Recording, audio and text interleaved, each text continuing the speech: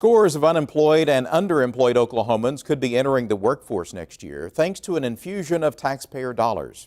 A federal grant will pay for the workers' training, but there is one hitch. Classes can't begin until the budget impasse is ended and the U.S. government reopens for business. Like sewer lines, lift stations, manholes, meter pits. Students in this classroom at Rose State College are learning the skills necessary for entry-level jobs at water treatment plants. It's one of several environmental training classes offered on a regular basis by the college. Bill Clark is the environmental training coordinator at Rose State. On average, we probably train and certify between 400 and 500 water and wastewater operators a year. We offer all levels of water and wastewater training. In Oklahoma, the levels of certification go A being the highest down to D level, which is entry level. And we offer all the training required to attain those state certifications. Clark says there is definitely a market for the skills these students will learn.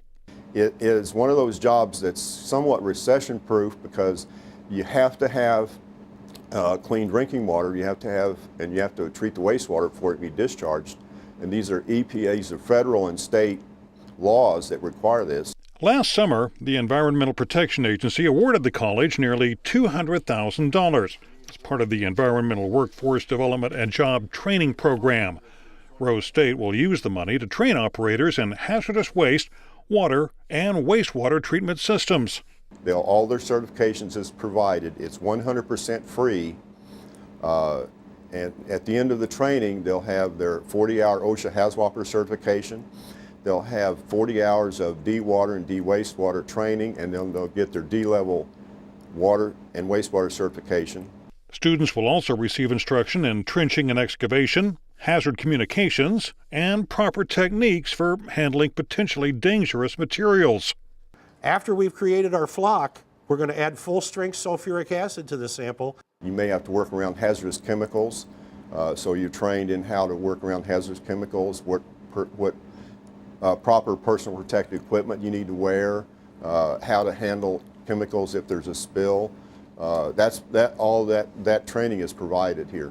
The 3-week class is scheduled to begin in January, with enrollment and orientation starting no later than December. But Clark says the school can't spend any money on the program until there's an agreement in Washington that ends the government shutdown. The personnel at Region 6 in Dallas, EPA Region 6 in Dallas, most of the rest of the EPA employees are furloughed. So when they come back, hopefully very soon, then everything will start picking up and we'll start moving forward with the grant. After the students complete their training, Rose State will work with municipal, tribal, and federal agencies to find jobs for the graduates.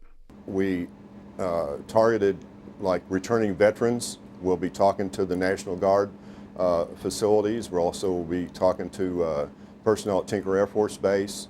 Clark says the college's placement rate for graduates of its environmental training program is about 80%. The federal grant will provide training for 95 students, with an emphasis on recruitment of unemployed or underemployed individuals. Students must be U.S. citizens and have at least a high school diploma or GED.